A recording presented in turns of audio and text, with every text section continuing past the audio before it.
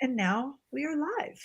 So welcome everyone who's watching or just joining us. My name is Nicole. I'm with Graham's Foundation. And today we are kicking off our Preemie Parent Chats again on Facebook and YouTube. And today I'm talking with Megan Ueckert, mom of Preemie twins and our current guest series blogger. Megan and her family live in the Dallas-Fort Worth area. So welcome, Megan, back to our inaugural Preemie Parent Chat time. Thank you. What I wanted to start with is what inspired you to share your story with us? And with that, can you tell us your Preemie and NICU journey? Yeah, absolutely. So there were a couple of reasons I really wanted to share our journey. So really the first one was our family had gone through so much with the NICU experience and our children being preemies that we just felt like you don't go through something like that for no reason. And so I wanted to take every opportunity I could to educate those that maybe don't know anything about the NICU or prematurity. I for sure knew nothing about it before it happened to me, which I think happens more frequently than not. And then also being an advocate for those that are going through the journey. So obviously everyone's journey is a little bit different, but for me, when I was going through the process, it was really helpful to hear from other people that are either going through the same process at the same time, or even that have gone through it before and could give me some foreshadowing as to, maybe what may occur or things to consider. So I thought by sharing my story, I could be both of those things by, providing insights into what I went through to help somebody who's maybe going through it feel a little bit more normal, help, if somebody's family, has somebody in their family that's going through it so that they can get a peek behind the curtain and understand maybe how their family member is feeling and what they're working through, and be, there for them. And then also just to educate those that maybe have never had the experience and hopefully never have to, but, so that they can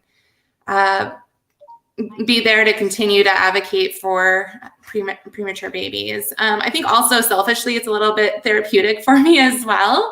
I think a lot of people, once they hear you have gone through this journey, people will reach out and it's kind of human nature to want to share your story. And so I think it's just a part of the healing process, even 3 years later, being able to get your story out and just share it with others that may have similar stories is definitely, a continued healing process from a pretty traumatic event. So those are really the reasons why I wanted to reach out and share the story. And I'm thankful for the opportunity to do so through Graham's Foundation. And I guess, just to kind of give a little background on my story. So as you said, I am doing a 6-part blog. So spoiler alert, we haven't had all of them posted yet, but I will give you just, an overview of what had happened. So after several years of trying to get pregnant,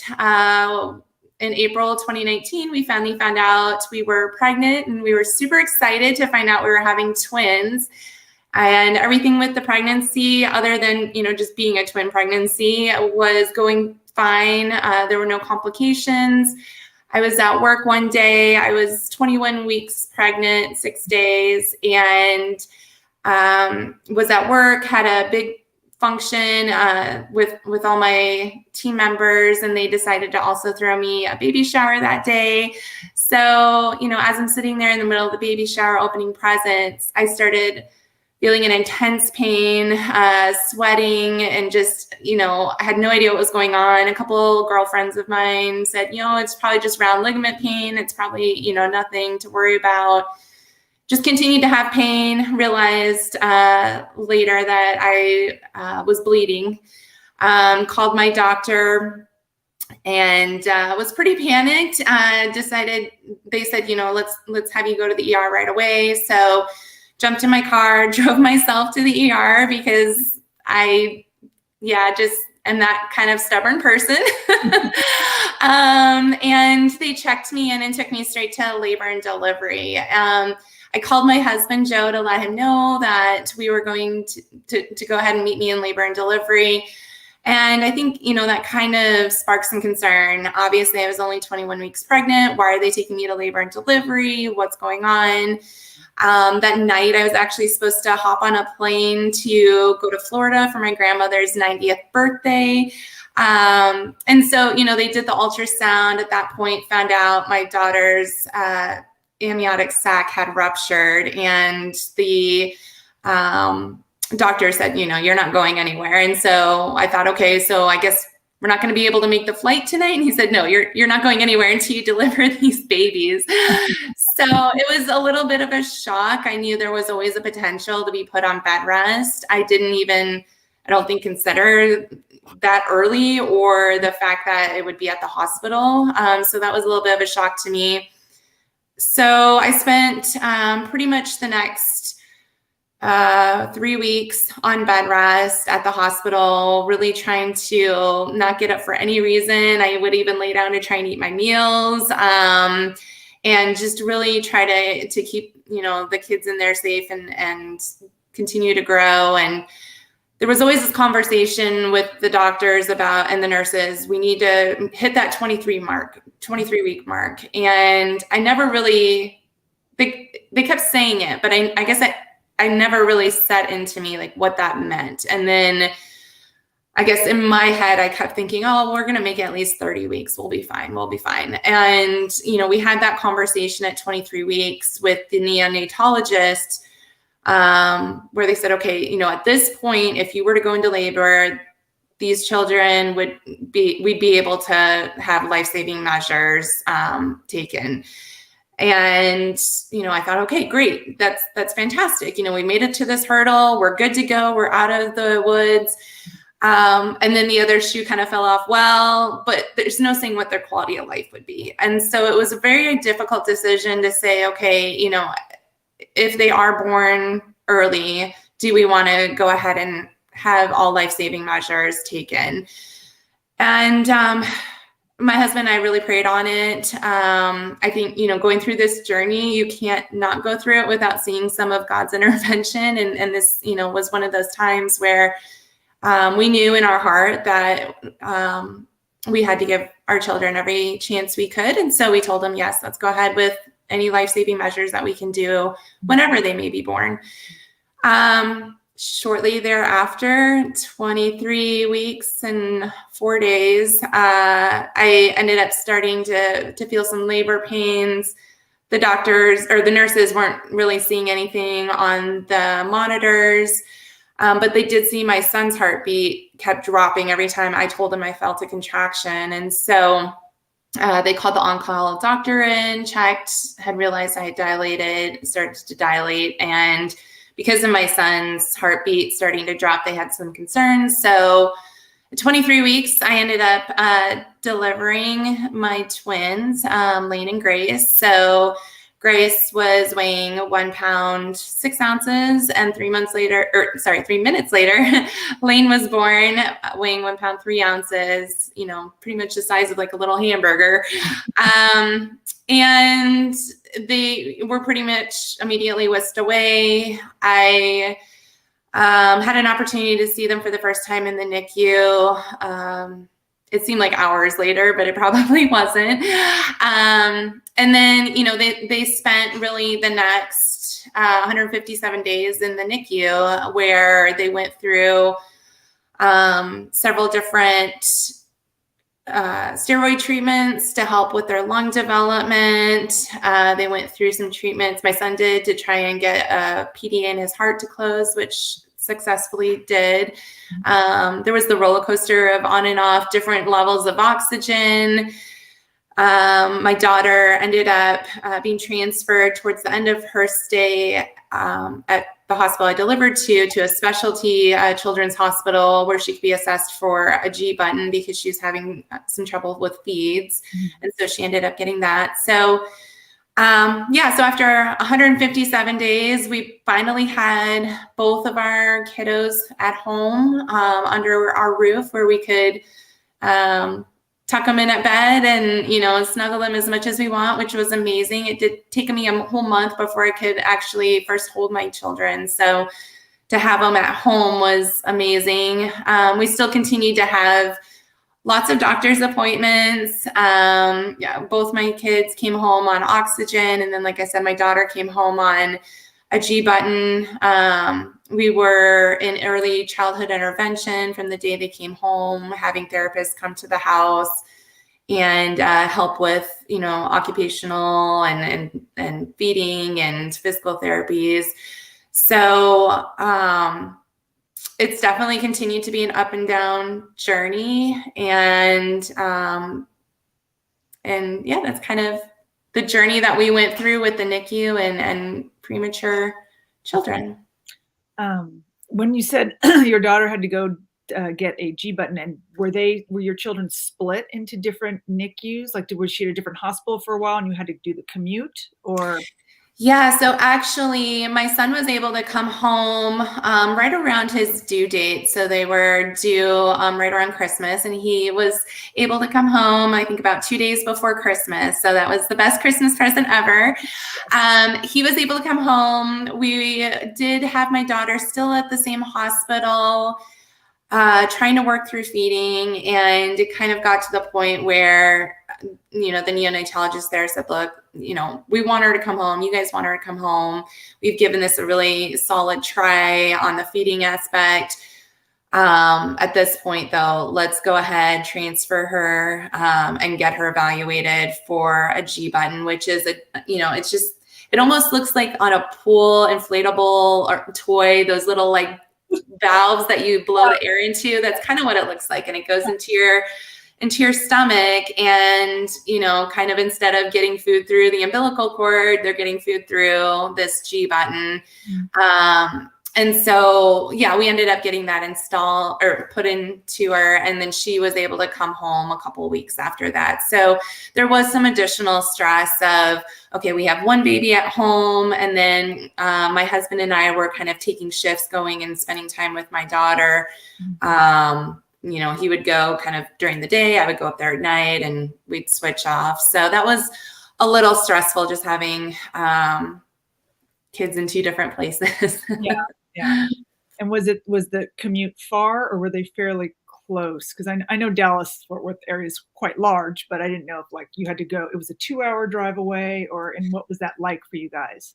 Yeah, the hospital that I delivered at was actually a little bit closer to my work. I hadn't originally planned on delivering at that hospital. But because it was closer to my work, we ended up there. And it actually was maybe about 30 minutes from our house. Okay. And then the other direction was the children's hospital that my daughter was transferred to. And that was probably about 45 minutes, give or take, depending on traffic. So thankfully, we were relatively close to both locations. Obviously, we did have some significant toll fees that we had to pay during that time, which was a little stressful, but you do what you got to do to see your kids. So definitely. Okay. What was I going to say? And then also, since we talk about your twins, how are they doing now? We could show some photos too. So. Yeah. So they are actually doing very well.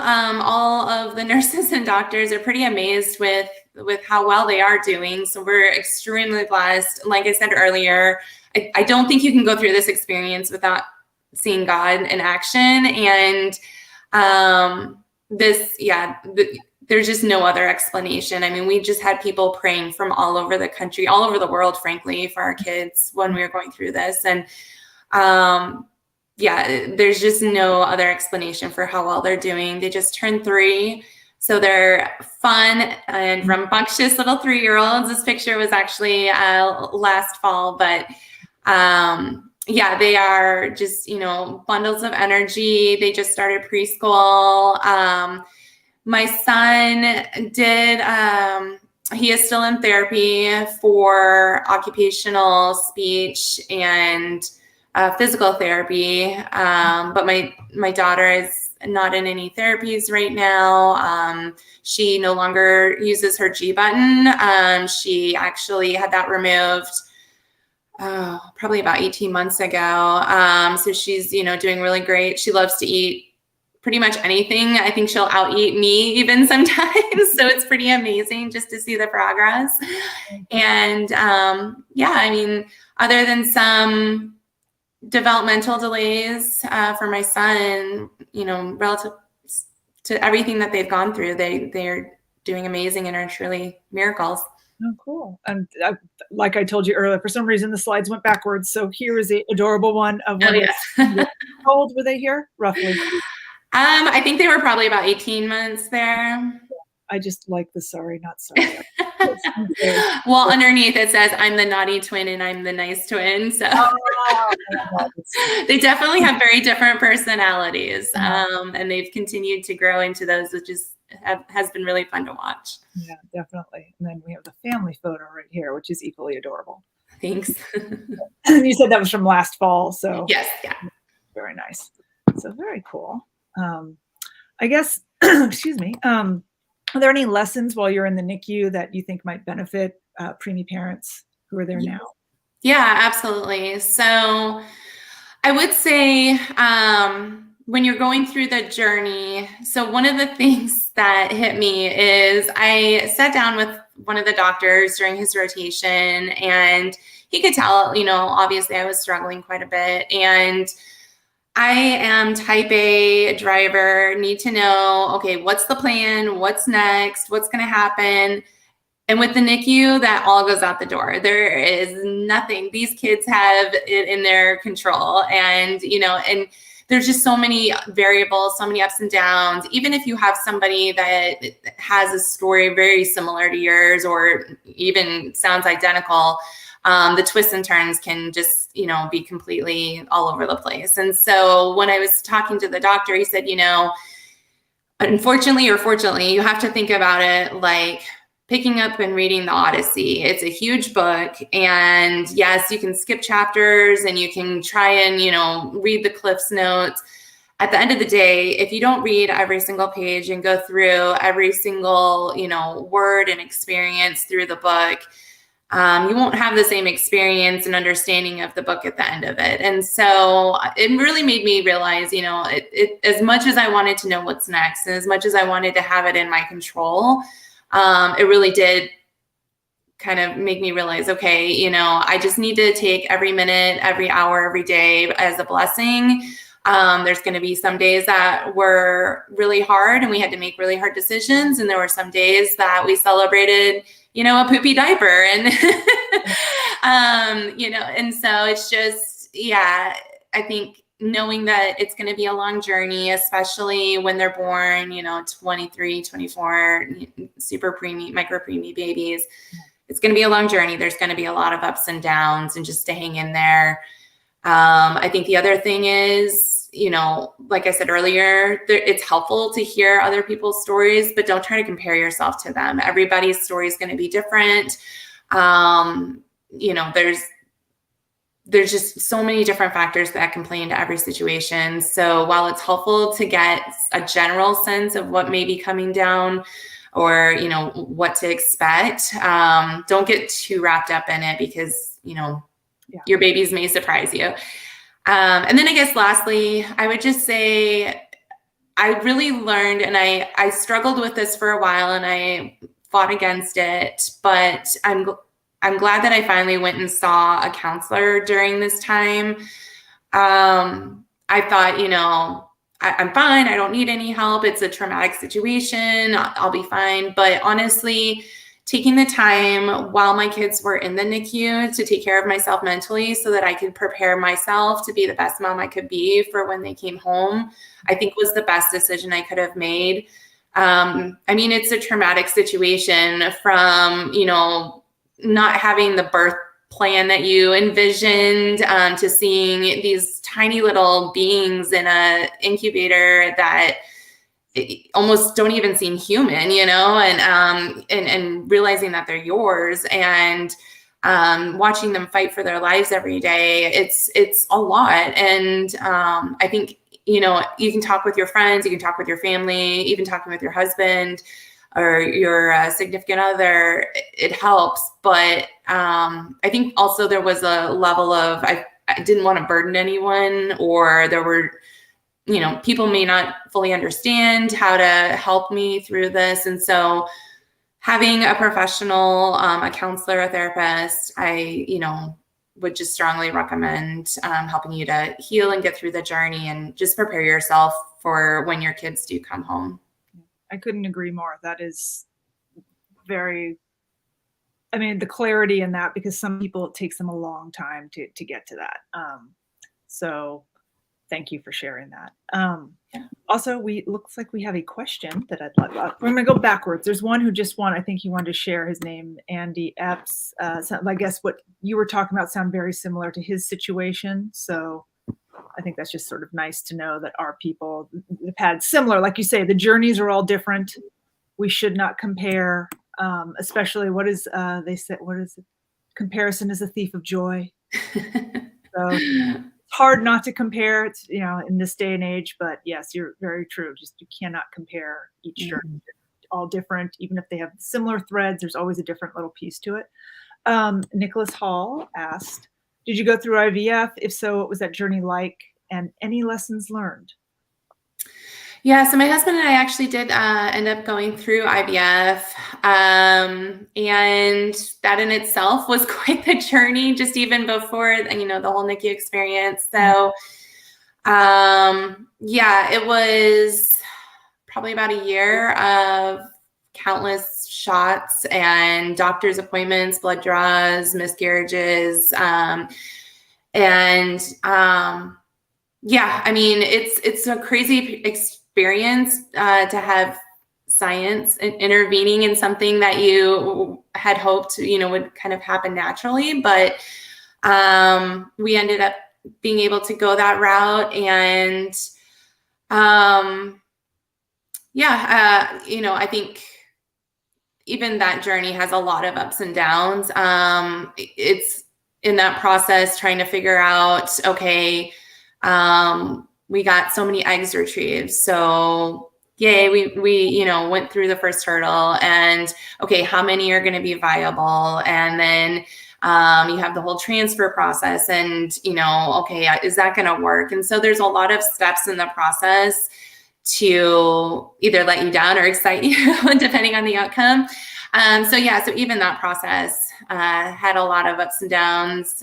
So even before getting to the point where we were delivering and having to start experiencing the NICU journey and the preemie journey, we've had our fair share of ups and downs. Yes, no, the journey is long, let's just say.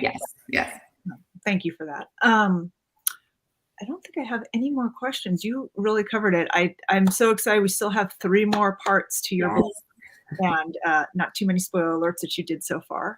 It's been great. Thank you so much for wanting to share this series with us and with all the people who are around. And I just got, this is Belle McCormick just sent, I don't think it's going to fit on the thing, so I'm just going to show you, but I think I'll have to move it and read. That's what happens right there.